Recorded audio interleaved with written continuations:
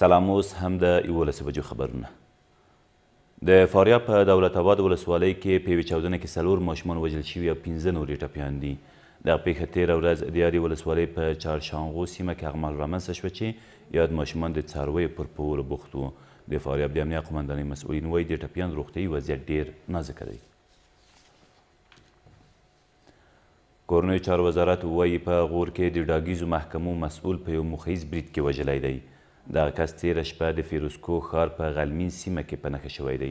د کورنیو چارو وزارت ویان زیاتوي په دې عملیاتو کې یو شمېر وسلې او نور مهمات هم ترلاسه او 6 موټرسایکله له منځه تللي دي. د امریکا او طالب استازو ترمنځ د سولې په موخه د خبرو 6م پړاو تېر مازدیګر د قطر په دوحې ښار کې پای ته ورسېده. د خبرې 10 ورځې مخکې پر 2 موضوعاتو له افغانستان د بهرنیو ځواکونو پر وتو او دا چې د افغانستان خاوره به د هیڅ هیواد پر وړاندې نه کارول کیږي پیل شوې وي او ویل کیږي په ځینو برخو کې پرمختګ هم شوی دی. د طالبانو په خبرپاڼه کې دا پړاو مثبت بلل شوی او زیاته شوي چې دواړه لوري به تر بل پړاو پورې د اړوندو موضوعاتو او پرمختګونو په اړه غور او مشورې وکړي او راتلونکي پړاو ته به هم چمتووالی ونیسي. له دې سره سم د افغان سولې لپاره د امریکا ځانګړي استازي زلمي خلیزاد ویلي په دې پړاو کې د افغانستان د جګړې ختمولو لپاره د یو چوکاټ رامنځته کولو پر لور ګامونه ورو وو. نوموړی د خبرو اترو چټکتیا کافي نه بولي او د دغه بهیر د لا ګړندي کېدو غوښتنه یې کړې ده. د ټاکنو خپلواک کمیسیون د مرکز او ولایتونو د 19 لوړو بستونو د تحریري ازموینو بهیر تېره ورځ پای ته ورسېده. د اداري اصلاحاتو او ملکي خدمتونو خپلواک کمیسیون وایي په ولایتي بستونو کې د 14 ولایتونو د ټاکنو چارو ریاستونه او مرکزي بستونو کې د کابل ولایت د ټاکنو چارو ریاست د بهرنیو اړیکو د ټکنالوژۍ او د بشري سرچینو ریاستونه او همداراز په عملیاتي چارو کې د ټاکنو خپلواک کمیسیون د دارالانشا معاونیت شاملیږي. د ټاکنو د تعدیل شوي قانون د 23مې مادې له مخې د ټاکنو کمیسیون د ولایتي دفترونو او دارالانشا دایمي کارکوونکي د ځانګړي کړنلارې له مخې د آزادې سیالۍ له لارې ګمارل کیږي.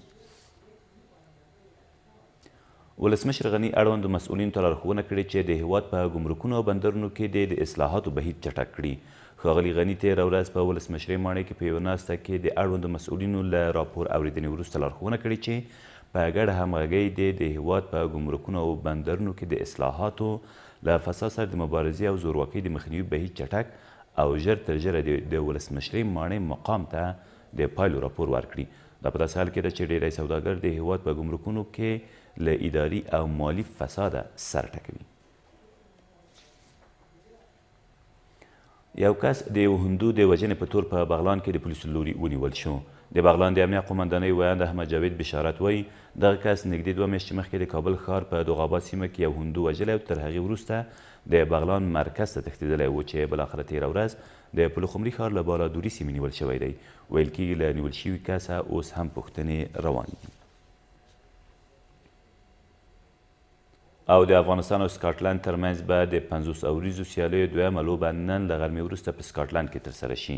د دغو یو ورځنیو لوبو لومړۍ سیالۍ 2 ورځې مخکې د باران له امله لغوه شوې وه. د افغانستان د کرکټ بورډ په وینا له نننۍ لوبې وروسته به افغان لوبغاړي له نړیوال جام سیالیو مخکې 2 یو ورځنۍ لوبې له ایرلند سره هم ترسره کړي. ویل کېږي د کرکټ نړیوال جام سیالۍ به 20 ورځې وروسته پیل شي. دا تر دې مهاله وروستي خبرونه، تر بیا مو الله مل.